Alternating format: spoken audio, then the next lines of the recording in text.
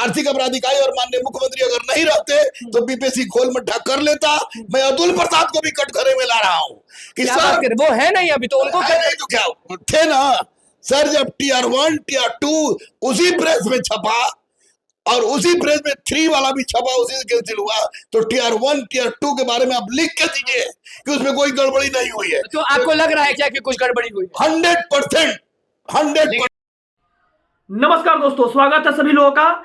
देखा जाए तो अभी बहुत बड़ी बिग अपडेट यह है कि 5 तारीख के दिन जो एग्जामिनेशन होने वाली थी वो एग्जामिनेशन को स्थगित कर दिया गया। ठीक सुन रहे हैं आप, 5 अप्रैल के दिन जो एग्जामिनेशन होने वाली थी उसको सरकार के द्वारा स्थगित कर दिया गया है। साथ साथ एक बहुत बड़ी अपडेट यह है, आर्थिक अपराध इकाई की टीम बीपीएससी के जो कर्मचारी इसमें सम्मिलित है उनको भी जल्द से जल्द पर्दाफाश करने वाली है। और साथ साथ बहुत बड़ी अपडेट यह है कि इसमें कोई मंत्री का भी होना संभव है। कोई मंत्री ऐसे हैं जो कि इस एग्जामिनेशन को क्वेश्चन वायरल कराने में सबसे महत्वपूर्ण योगदान उनकी रही है। अभी सोशल मीडिया साइट के माध्यम से पता चल रहा, लगातार बहुत जगह से खबर पता लग रही है कि मंत्री के माध्यम से ही इसका क्वेश्चन जो हुआ था बीपीएससी टीआरई 3 का वो आउट हुआ था। और ये आउट 1-2 दिन पहले नहीं, जबकि बार कोड लगने से पहले ही आउट हो गया था। लगभग 15 दिन या 16 दिन पहले ही इस क्वेश्चन को आउट कर लिया गया है। ठीक आप सुन रहे हैं कि उत्तर प्रदेश पुलिस की एग्जामिनेशन, बिहार पुलिस की एग्जामिनेशन, साथ साथ बीपीएससी टीआरई 3 का जो पेपर का छपा हुआ था उसकी, और बीपीएससी टीआरई 1 टीआरई 2 की भी पेपर वहीं पे छपी थी और सारा का क्वेश्चन वहीं से वायरल हुआ है। एक ऐसा प्रिंटिंग प्रेस कोलकाता में जो था उससे सारा प्रिंट, जितना सारा प्रिंट हुआ था क्वेश्चन, सारे क्वेश्चन को वायरल किया गया वहां से।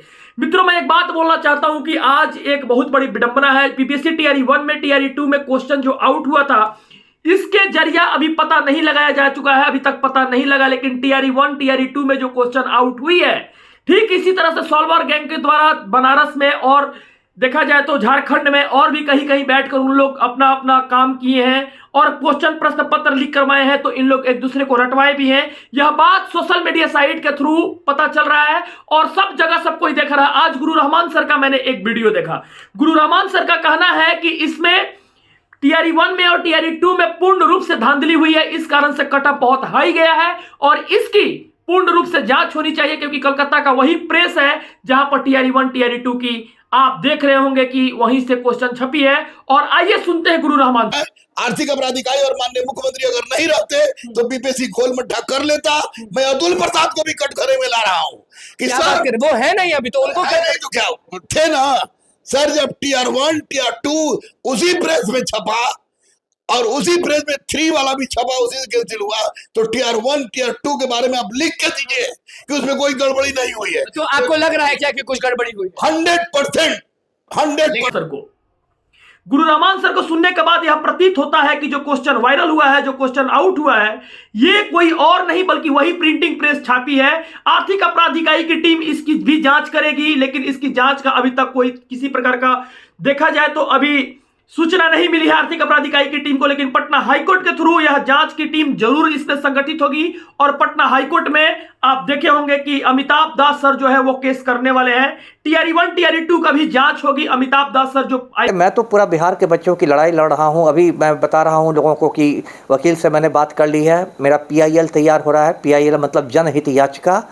वकील से मेरी बात हो गई है। होली के पहले पटना हाईकोर्ट में मैं अपनी ओर से पीआईएल दाखिल करने जा रहा हूं कि ये जो आईपीएस रह चुके हैं वो केस करने वाले हैं और इस पे जांच होने वाली है, पूर्ण रूप से जांच होगी।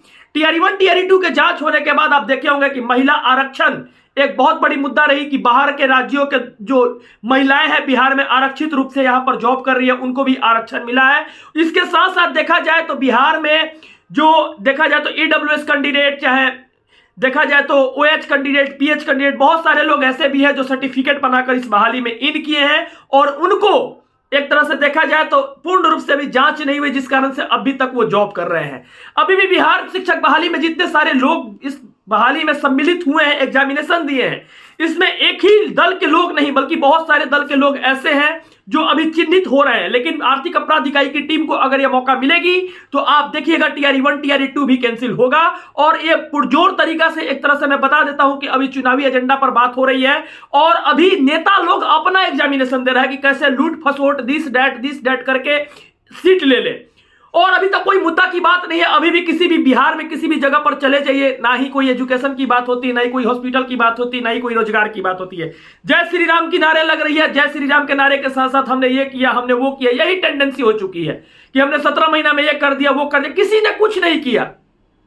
बिहार जहां पर थी वहीं पर रह गई, लेकिन बिहार के बच्चों के साथ धोखा हुआ है। ये बात हम नहीं बल्कि पूरे बिहार जानती है।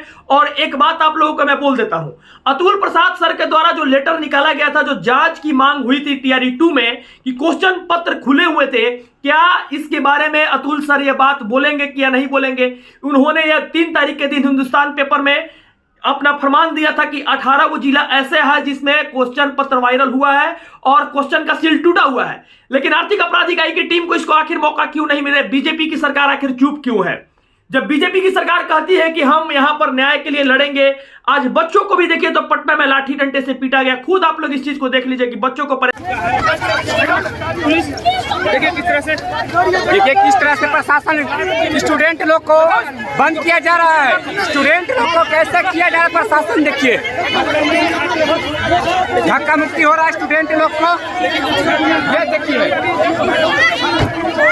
भाजपा के कार्यालय के पास ये है, भाजपा के कार्यालय के पास ये है। उन नन्हे मुन्ने बच्चे को भी डंडा उठाया जा रहा है, इन नन्हे मुन्ने बच्चे पर भी लाठी चल रही है, पुलिस प्रशासन रोक रही है। इस चीज को आप लोग देखिए, सोशल मीडिया साइट के माध्यम से भी खबर प्राप्त हुआ है। लेकिन मैं ये बात बोलूंगा कि आप लोगों ने इस खबर को देखा, इस खबर को देखने के बाद एक चीज प्रतीत होती है कि सरकार ऐसी है कि जो रोजगार नहीं देने वाली है। बीजेपी की सरकार पिछले 10 साल में आप देखे होंगे कि बिहार के लिए एक बैठक नहीं की है। माननीय प्रधानमंत्री नरेंद्र मोदी जी के द्वारा एक बैठक नहीं किया गया है बिहार में, और 1,25,000 करोड़ का जो झांसा देने वाली सरकार थी, उस सरकार के ऊपर भी लगम लगाने की कोशिश किया जाएगा। और इस चुनाव में मैं साफ साफ कहता हूं कि ना ही बीजेपी को वोट दो, ना ही जेडीयू को वोट दो, और ना ही आरजेडी को वोट दो। अगर प्रशांत किशोर खड़ा होते हैं तो प्रशांत किशोर को वोट दो, क्योंकि वो ऐसे स्किल्ड पर्सन है जो पूरे बिहार को आगे कर सकते हैं और पूरे बिहार के एक ऐसे प्रतिष्ठित व्यक्ति हैं जिस चुनाव में वो खड़ा हुआ उस चुनाव को निकलवा दिया है। मैं उम्मीद ही करूंगा कि प्रशांत किशोर को इस बार वोट दिया जाए, क्योंकि बीजेपी का एजेंडा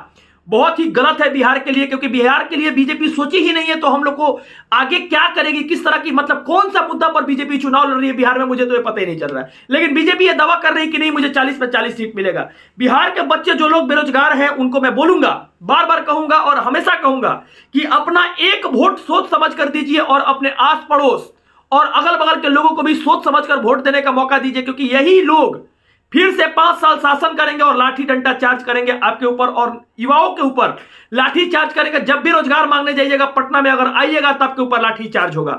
ये बात हम ही नहीं बल्कि आप देखेंगे 2014 से लेकर 2024 के बीच में एक नीतीश कुमार की एक ऐसी पार्टी है जो राजद को भी लाठी से मारी है और बीजेपी को भी लाठी से मारी है, लेकिन दोनों जगह आज साधु बन गए हैं। आज बहुत तरह का बात अभी सोशल मीडिया साइट पर ऐसा है, लेकिन अभी मेरी बात टीआरई 1 टीआरई 2 पे हो रही थी। टीआरई 3 तो कैंसिल हो ही गया। अब इसका एग्जामिनेशन कब होगा ये पता नहीं है, लेकिन चुनाव के बाद ही हमको लगता है होगा एग्जाम।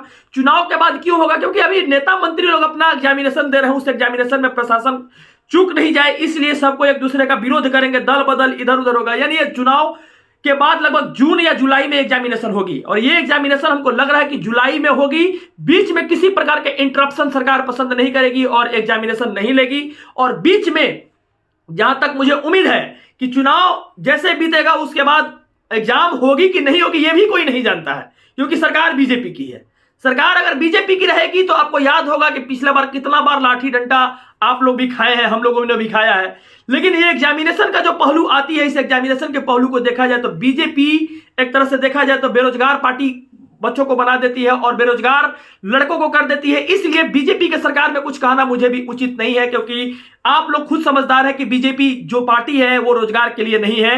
वो केवल राम रहीम दिस डैट इधर उधर के बात करेगी और लूट खसोट की बात करेगी, इधर उधर बात फंसाकर चुनाव में सोचेगी कि 1 सीट पक्का कर लें, 40 में 40 सीट लाने की दावा करेगी। लेकिन इस बार के युवाओं के पास रोजगार नहीं मिला है, वो युवा समझदार है, सोच समझ के अपना तरीका से काम करेंगे। और टीआरई 1 टीआरई 2 पर जांच करने के लिए लगातार ट्विटर कैंपेन चल रहा है। इसके लिए हम डिस्क्रिप्शन बॉक्स में पेज का लिंक दे देंगे, आप उस पेज से भी जरूर जुड़िएगा। उस पेज से जुड़ने के बाद आप लोग भी ट्वीट कीजिए जमकर और टीआरई 1 टीआरई 2 की जांच कराया जाए। और अतुल प्रसाद सर जो कमिटमेंट किए हैं कि नहीं हमने बहाली को अच्छा से लिया, तो आर्थिक अपराध इकाई की टीम इसको पूर्ण रूप से आपके सामने कर देगी और बता देगी कि क्या चीज है सत्य का सत्य और झूठ का झूठ। हंस की तरह कर देगी। दूध और पानी को भी अलग करने का क्षमता आर्थिक अपराध इकाई की टीम के पास ऑलरेडी है। लेकिन क्वेश्चन ये है कि हम लोग को किस तरह से सोचना है आगे और आगे किस तरह से काम करना है। जो लोग चैनल पे नए होंगे उम्मीद करते हैं कि चैनल को सब्सक्राइब जरूर करेंगे, लाइक शेयर करेंगे, इसलिए ताकि ये खबर हर किसी के पास पहुंच जाए।